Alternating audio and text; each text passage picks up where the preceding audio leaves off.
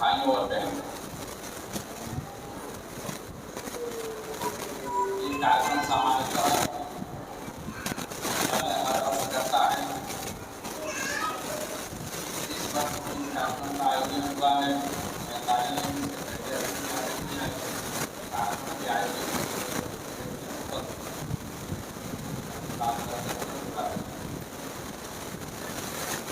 आज इस तरह के इस प्रकार के कार्यक्रम में पहली बार आया हूँ और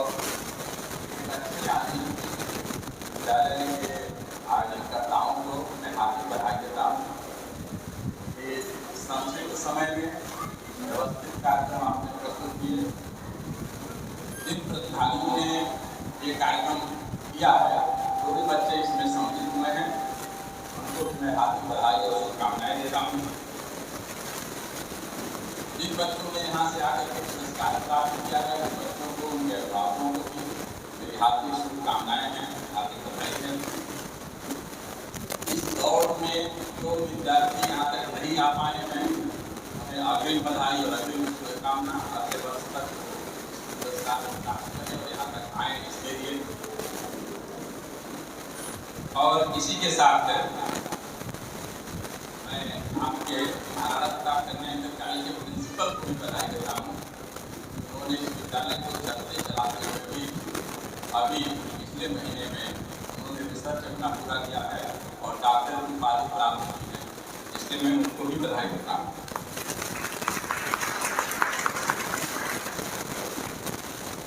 ये सभी बधाई और शुभकामनाएं तमाम प्रकार के संदेश देते हैं।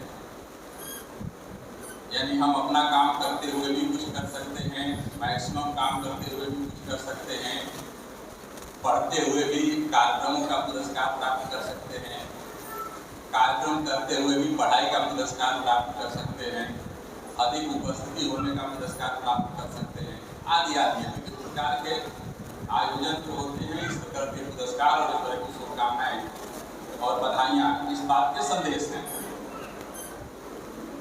लेकिन इन सब के साथ जो महत्वपूर्ण कार्य है वो है विद्यालय का चलना, और जिस विद्यालय के कारण ये सब होता है उस विद्यालय का संचालन, वहाँ की व्यवस्था, वहाँ के विद्यार्थी, वहाँ के अभिभावक, वहाँ का हमारा विद्यालय परिवार प्रबंधन इत्यादि।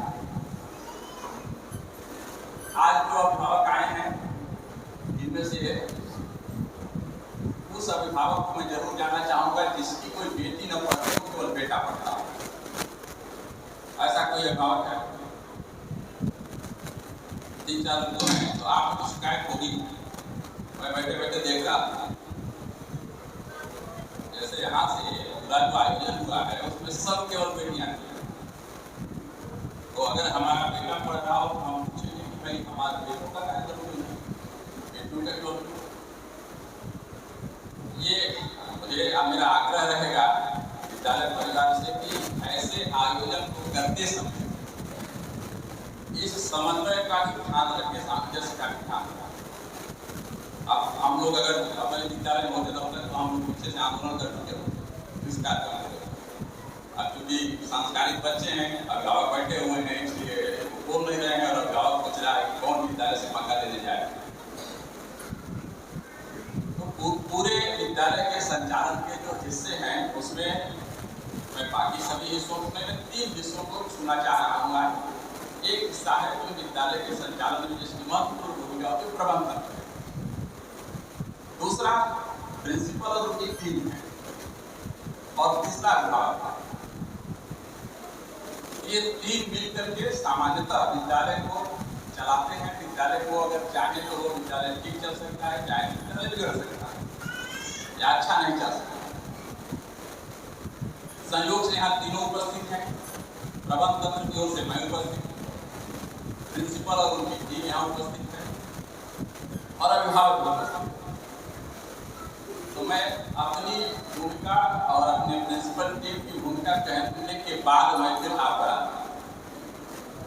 समय मुझे बहुत नहीं दिया गया है, लेकिन फिर भी इतना हमारी आदत है जितना बोलना उतना बोलेंगे जब तक कि आप मुझे चले जाए। फिर भी प्रयास करेंगे कि कम समय में अपनी बात पूरी कर दें।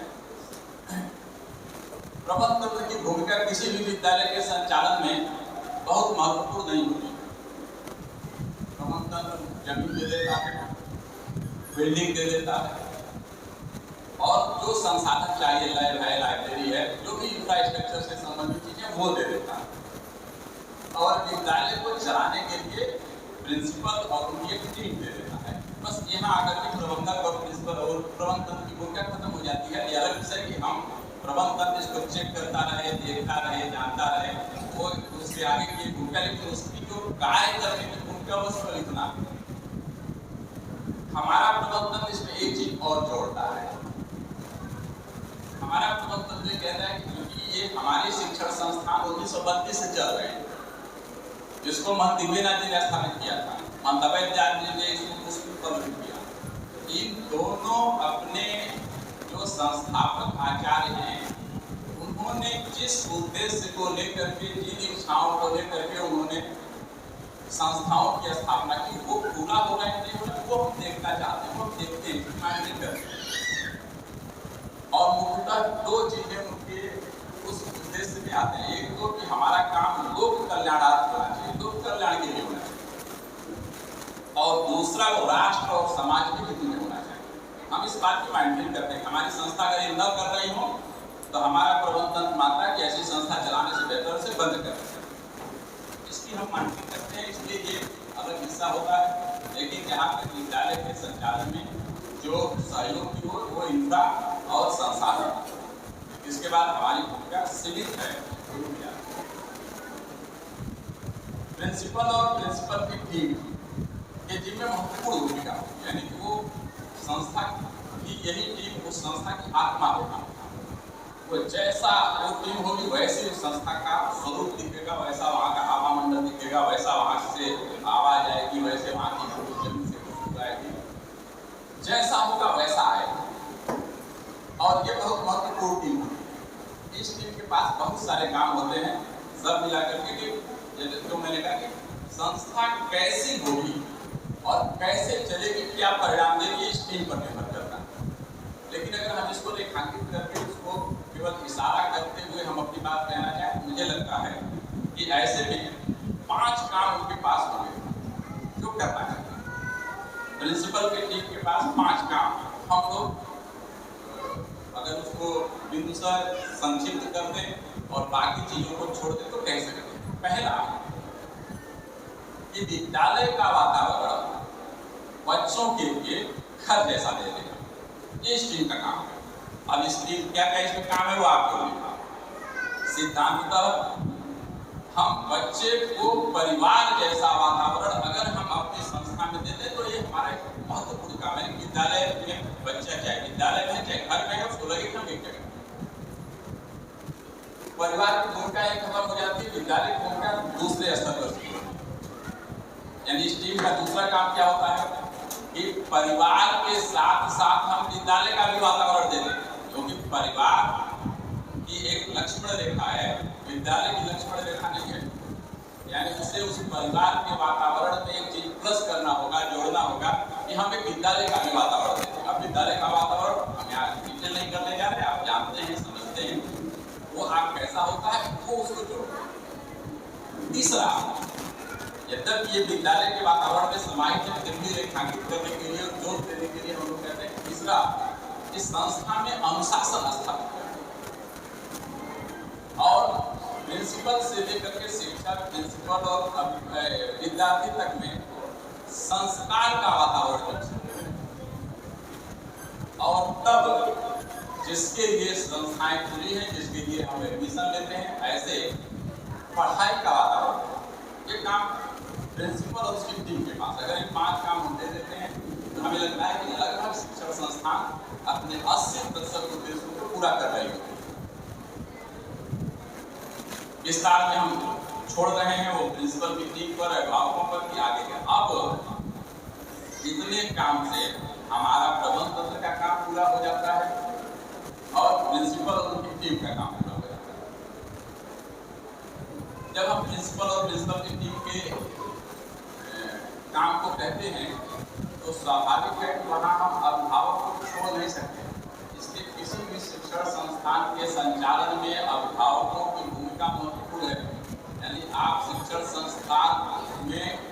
विकास यात्रा में सहयोग भी कर सकते हैं और आप असहयोग करके उसका वातावरण बिगाड़ भी सकते हैं। 10 अभिभावक तय कर रहे हैं कि इस विद्यालय का वातावरण हमको बिगाड़ना है, चलने नहीं देना। 10 पर्याप्त है। 10 अभिभावक तय कर लेंगे। विद्यालय में रोज गेट पर हल्ला होगा, विद्यालय के कैंपस में हल्ला होगा, रोज पूरी प्रिंसिपल से लेकर के पूरी टीम को उन अभिभावकों से बतियाने में अपना समय खर्च कर रहे हैं। 10 लोग हो जाएगा। लेकिन अभिभावक अगर चाहे तो विद्यालय की जो स्थिति है, इस स्थिति में आप इस स्थिति से आगे विद्यालय को ले जा सकते हैं। अब कैसे क्या क्या कर सकते हैं वो मैं बता रहा हूँ। 5 काम आपके जीवन में मैंने सोचा है, क्योंकि ऐसा थोड़ा है कि केवल प्रिंसिपल और प्रिंसिपल टीम के पास 5 काम होंगे, प्रबंधन के पास 5 काम होंगे और आप केवल आकर के हम लोगों को प्रश्न आपके पास 5 काम। पहला काम आपका है जो सबसे महत्वपूर्ण काम है, वो है विद्यालय के प्रिंसिपल को इस विद्यालय की कमी बताना। ये पहला काम है। ये ध्यान में रखिएगा। हर व्यक्ति अपनी अच्छाई जानता है। हमको पता है कि हम कितने अच्छे हैं। प्रिंसिपल को पता होता है कि उसके विद्यालय में विशेषताएं क्या क्या है, क्या क्या अच्छाइयां हैं। हमारी प्रकृति और रुचि अपनी कमी को देखने की कम होती है। जो लोग देखते हैं वो निखरते चले जाते हैं। विद्यार्थी या बच्चे जो विद्यालय में पढ़ते हैं वो इसलिए नहीं कर सकते, वो डरते हैं, उनको यही पढ़ना है, शिक्षक है, प्रिंसिपल है, तो वो ये कह नहीं सकते। लेकिन आपका कार्य घर पर आपसे बात बता सकता है, आपसे यहाँ की बात बताएगा और उसके आधार पर हमारे संस्थान की जो कमी है उसको बताना। अच्छाई बताने के लिए आप होता क्या है, अभिभावक आएगा, प्रिंसिपल को 4 प्रशंसा करेगा, शिक्षक के 4 प्रशंसा करेगा, प्रिंसिपल भी बेअंदाज होते चले जाएंगे, शिक्षक भी होगा, पता चलेगा आप नुकसान कर जाएंगे। इसलिए आप कमी बताइए। जो अच्छाई सुनना चाहता है उसकी चिंता मत करिए, आप कमी बताएं। हाँ, बताने का तरीका ठीक है। कमी बताने के लिए आकर के गेट पर धरना मत करिए, हमारी कमी नोट करिए। अगर आपके पास यहाँ की व्यवस्था से संबंधित प्रिंसिपल का या किसी शिक्षक का या उनका नंबर है तो व्हाट्सएप कर दीजिए। आप बंद लिफाफे में अपने बच्चे से भेज दीजिए कि प्रिंसिपल मैम को एक चिट्ठी दे देना। अगर आपको लगता है कि ये बताने से हमारे बाल्य पर या हमारा नुकसान हो सकता है, एक गार्जियन इसलिए मेरी कई बार हमारी कभी बताते उनको लगे प्रिंसिपल को बताया, प्रिंसिपल तरफ से हमारे बच्चे को, तो इसका तीसरा तरीका है। उसका तरीका है कि आप पत्र लिखिए, नाम कुछ मत लिखिए और कभी घूमते घामते आइए और कार्यालय को पहुंचा दीजिए। जो आपको न बचाता किसी को दे दीजिए, या कुछ न यहाँ हो तो आप यहाँ के जो कोई ऐसी जगह हो जहाँ प्रिंसिपल या किसी ने अगर व्यवस्था दी है वहाँ दे दीजिए। कार्यालय को बिना नाम लिखे दे दीजिए। जरूरत लगती है कि यहाँ भी हम नहीं कर सकते हैं, कोई हमलेस हो सकते हैं, तब कोई देना चाहिए अपीलिंग अथॉरिटी, यानी आप हमारे पास दे सकते हैं, प्रबंधन दे सकते हैं। लेकिन बताना चाहिए, कभी जरूर बताने का तरीका हमने होता है नहीं होता इसकी चिंता मत करिए। आपने एक चिट्ठी दी 10 करोड़, आपको लगा कि 1 महीना हमारी बात नहीं सुनी गई, आप चिंता क्यों करते हैं? वो जिसने नहीं सुना उसकी समस्या है, अगली बार फिर भेज दीजिए। वो 10 न भेजिए तो इसलिए अगर चाहिए वो 10 को दोहरा दीजिए कि हमने एक बार और या बिना दोहराए आप भेज दीजिए। इसलिए अभिभावक का जो सबसे महत्वपूर्ण काम है कि संस्था की कमी को संस्थाध्यक्ष यानी प्रिंसिपल सुनने के लिए तैयार हो तो प्रिंसिपल को बताना, प्रबंधक अगर प्रिंसिपल न सुन रहे हो तो प्रबंधक के पास तक पहुंचाना, अगर ये दोनों न सुन रहे हों तो भी उनके पास देते रहना और बताते रहना। ये पहला काम। दूसरा काम कि अपने बच्चों से प्रतिदिन 5 मिनट 7 मिनट समय निकाल के विद्यालय के बारे में जरूर बात करें। कई बार क्या होता है कि हमारे पास समय ही नहीं होता अपने बच्चे से विद्यालय के बारे में, और आपका बच्चा 6 घंटा 5 घंटा 8 घंटा विद्यालय में रहता है। कोई ऐसी चीज हो सकती है जो प्रिंसिपल के या हमारे शिक्षक के पास नहीं आ पा रही है, बच्चा आप समय नहीं दे रहे हैं, आपसे कह नहीं पा रहा है। कई बार ऐसा होगा कि समय बीतने के बाद पछताने के लिए केवल आपके पास समय रहेगा ना हमारे पास रहेगा। इसलिए बच्चे से रोज, चाहे माँ हो पिता जिस चीज से जुड़ी हो, हाल चाल में जानने के लिए हाथ चाल को ऐसे कब करते समय उसे विद्यालय के बारे में 3 बात आप बताएंगे तो 2 बात वो बता देगा। ऐसे प्रयास करिए कि वो अपनी हर बात विद्यालय की आपको बताए। इसलिए रोज अपने बच्चे से 5 मिनट 7 मिनट बातचीत जरूर करिए और इसी बातचीत और कमी खोजने में एक चीज जरूर ध्यान रखिए कि आपके बच्चे के साथ, क्योंकि बच्चे यहाँ आप देख रहे हैं एकदम छोटे बच्चे, अबोध बच्चे से लेकर के और 12 तक के बच्चे, हमारा शिक्षक, हमारे प्रिंसिपल, उनके साथ का पढ़ने वाला कोई विद्यार्थी कैसा व्यवहार करता है। जैसे हम लोग जहाँ हम शिक्षक की मीटिंग करते हैं वहाँ कहते हैं कि आपको किसी भी विद्यार्थी को मारने का हक नहीं, आप डंडा नहीं मार सकते। ये अलग विषय, बहस का विषय है कि डंडा जब से छूट गया तब से विद्यालय में अनुशासन बिगड़ गया, क्या बिगड़ गया। लेकिन वर्तमान युग तो ये है कि आप किसी भी विद्यार्थी, किसी भी बच्चे पर हाथ नहीं उठा सकते। तो आपके बच्चे पर कोई शिक्षक हाथ तो नहीं उठाता, कोई शिक्षक उसका उत्पीड़न तो नहीं करता, उसका कोई मित्र तो उसके साथ मिसबिहेव नहीं करता है, ये आपको जानना चाहिए। और जब मैं कहता हूँ कि किसी भी शिक्षक को मारने का अधिकार नहीं, तो इसके साथ एक चीज और है। ऐसा नहीं शिक्षक को मारने का अधिकार है, शिक्षक मार सकता है, लेकिन उसकी शर्त यह है कि जैसे आप अपने बच्चे को अगर मार सकते हो तो शिक्षक को अधिकार मिल सकता है, बशर्ते कि जैसे आप अपने बच्चे के प्रति सोच रहे हैं वो भी उसके प्रति वैसा ही सोचे, तब उसको वो अधिकार मिलता है। अन्यथा किसी भी शिक्षक के पास, प्रिंसिपल के पास किसी भी बच्चे को हाथ से छूने का अधिकार नहीं है। और शिक्षक या प्रिंसिपल अगर विद्यार्थी को देख दूर करके और अगर रास्ता न छोड़ दे तो शिक्षक और प्रिंसिपल को सोचना चाहिए कि उसकी अपनी भूमिका कैसी है, वो वास्तव में शिक्षक और प्रिंसिपल होने लायक है कि नहीं। यानी लड़के को घूर दे और रास्ता, इससे आगे जरूरत क्यों पड़ती है। आपको ये बात देखनी पड़ेगी, समझनी पड़ेगी। कक्षा 5 तक विद्यार्थी को फेल क्यों किया जाना चाहिए। अगर आपका कोई बेटा बेटी फेल हो रहा है तो आप आके बता दीजिए फेल कैसे हो। कक्षा 5 तक और उसको विद्वान बनना है, हमारे प्रिंसिपल और टीम हमारी बोल रही होगी हम कहाँ से कहाँ क्या ले जा रहे हैं। 1 से 5 तक आपका बेटा बेटी कोई फेल हो रहा हो तो आप पूछे भैया क्यों फेल होगा। 1 से 5 तक वो पढ़ेगा, आप फीस लीजिए, उसको अगले पास करिए, जिम्मेदारी आपकी होगी।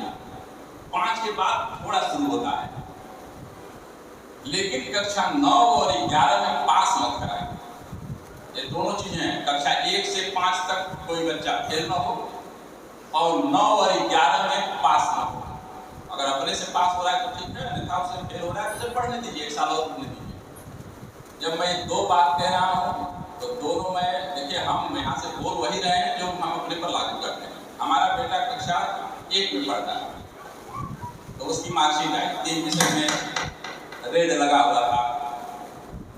तो उसने कहा पापा 3 विषय में फेल हो गए। हमने कहा तो कहा आप तो कहते हैं कोई फेल होता ही नहीं 5 तक, हम फेल कैसे हो गए। हमने कहा नहीं होता है, तो चलो चलते हैं विद्यालय में। हम गए विद्यालय में, हमने वहाँ प्रिंसिपल से ही कहा, हमने कहा 1 से 5 तक लड़का कैसे फेल हो जाएगा, कौन सी परीक्षा करने जा रहे हैं।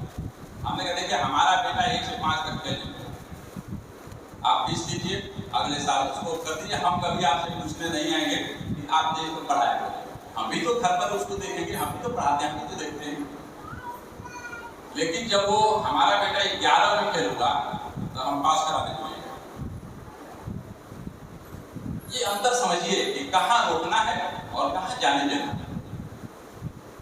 इसलिए अभिभावक का काम यह है कि वो अपने बेटे बेटी के बारे में रोज विद्यालय से बातचीत करें, उसके पढ़ाई लिखाई के बारे में बात करें, यहाँ के परिवेश को जाने और उसको लेकर के विद्यालय से मिलता रहे। तीसरा, आपने कभी जो विद्यालय की बतानी है वो बता दिया, आप अपने बेटे बेटी से बातचीत करते हैं, उसमें जो आपको लगता है वो आप सुझाव देते हैं। इसके अलावा एक तीसरी बात है कि गार्जियन हमारे विद्यालय को अपने को सुझाव ही दे सकता है।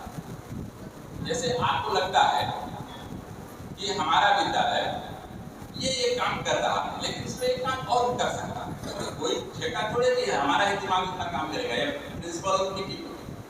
तो ऐसे अगर आपको कभी लगता है कि इस विद्यालय में 3 काम और होने चाहिए, वो सुझाव दीजिए और दीजिए। यानी एक तरफ कमी बताना, एक तरफ अपने बेटे बेटी से बातचीत करते हुए फीडबैक जानना और उसके लिए विद्यालय से बने। और तीसरी बात है कि आप अगर कुछ अतिरिक्त आपके मन में आता है कि विद्यालय में भी किया जा सकता है तो आपको अपना सुझाव जरूर देना चाहिए।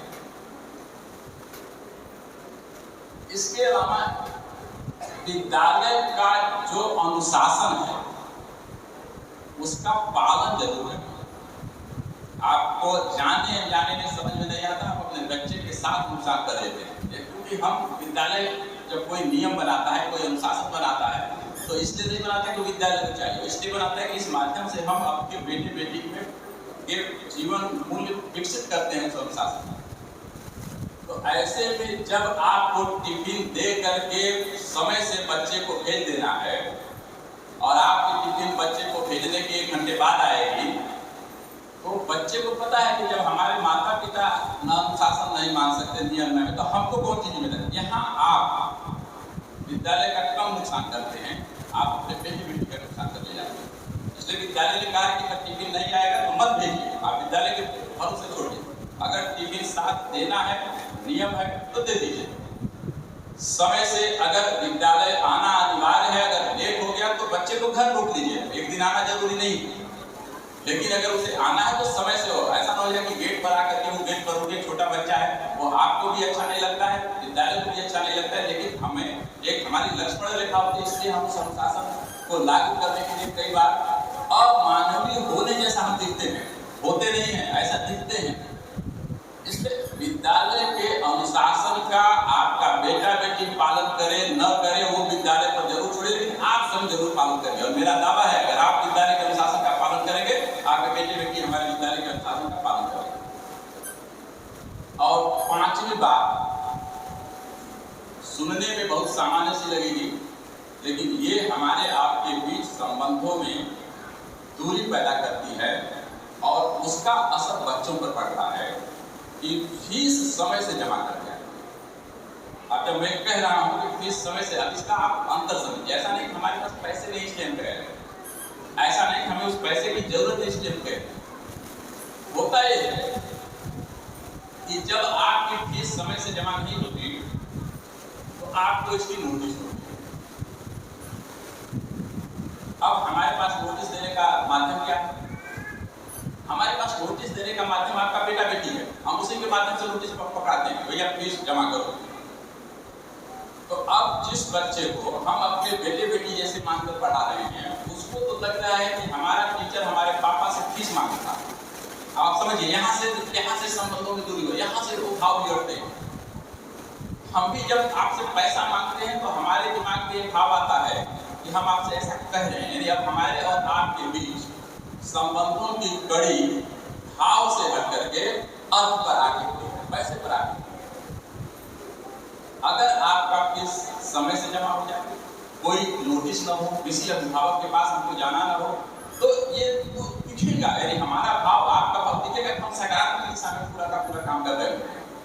और इसका एक दूसरा पहलू भी है कि फीस इकट्ठा करने में अगर हमारे प्रिंसिपल, 2 अध्यापक और 2 बाबू लगे रहेंगे, अगर इनका उस समय बचेगा तो वो समय इस विद्यालय के सकारात्मक विकास पर हो देंगे, उस दिशा में वो काम करेंगे।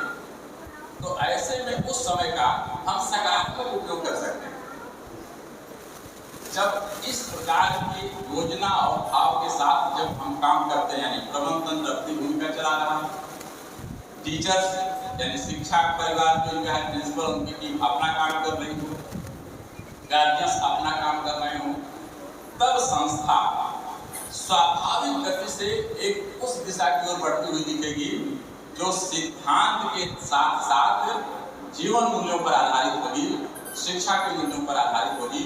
और तब वह संस्था यंत्र बनाने के बजाय व्यक्ति बना रही होगी, तब मनुष्य बना रही होगी। हम लोग इन कड़ियों को तो छूट जाने के नाते या इन कड़ियों को तोड़ देने के नाते कई बार हम विद्यार्थी को केवल पढ़ने जैसा या विद्यार्थी मान करके उसे पढ़ाना और पास करने का यंत्र बन जाते हैं। विद्यालय का काम ये नहीं है।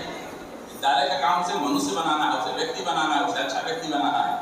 और ये तब होता है जब उसके मन पर कहीं से ये भावना आए कि हमारा आपका व्यवहार प्रोफेशनल है, हमारा आपका व्यवहार आय व्यय पर आधारित है। हमारा आपका व्यवहार पैसे पर आधारित है। ये कड़ी बहुत महत्वपूर्ण होती है और प्रकारांतर से ये तब टूटती है जब अभिभावक समय से अपनी फीस जमा नहीं करते। इसलिए अगर ये 5 काम आप कर रहे हो, ये 5 काम अगर हमारे प्रिंसिपल और उनका शिक्षा परिवार कर रहा हो और प्रबंध तंत्र अपने काम को लेकर के सचेत हो और मॉनिटरिंग कर रहा हो, ये सब देख रहा हो, मुझे लगता है कि कोई भी शिक्षण संस्थान वैसे ही विकसित होती है, वैसे ही विकास यात्रा पर चलती है जैसी विकास यात्रा पर महाराणा प्रताप कन्या इंटर कॉलेज रामदत्त में अपनी विकास यात्रा जो चल रही है। इनमें से तमाम, मैं नहीं जानता आप में से कितने गार्जियन आज से 5 साल 7 साल पहले का एक विद्यालय जानते होंगे, मैं जानता हूँ। इस विद्यालय पर हम लोगों ने बहुत मेहनत किया कि विद्यालय जैसा लगे। अब जाकर के यह विद्यालय जैसा हुआ। यह यात्रा किंचित कारणों को लेकर, दो एक अभिभावकों के कारण, दो एक विद्यार्थियों के कारण, एक दो हमारे शिक्षकों के कारण और कभी कभी हम लोगों की थोड़ी बहुत उदासीनता के नाते कभी कभी हिलने डुलने लगती है। मेरा आप सभी से, यानी अपने प्रिंसिपल और उनकी टीम से, आप सभी अभिभावकों से मेरा आग्रह है कि जो रास्ता रामदत्त कन्या इंटर कॉलेज ने तय किया है, ये उत्तरोत्तर अपने इस रास्ते पर बढ़ता रहे।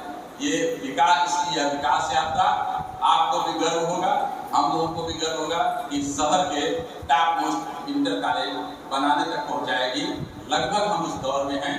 वहां तक पहुंच करके अगर समाज से हम मान्यता ले लेंगे वो हमारी उपलब्धि होगी और वहीं आकर के हम दिव्यनाथ जी महाराज, हम अवैधनाथ जी महाराज की इच्छाओं को पूरा करते हुए हम उन्हें वास्तविक अपनी श्रद्धांजलि दे रहे होंगे और वो जहाँ भी होंगे वहाँ आशीर्वाद दे रहे होंगे, खुश हो रहे होंगे। वो जैसा चाहते थे उस तरह की एक शिक्षण संस्था का विकास यहाँ पर चल रहा है।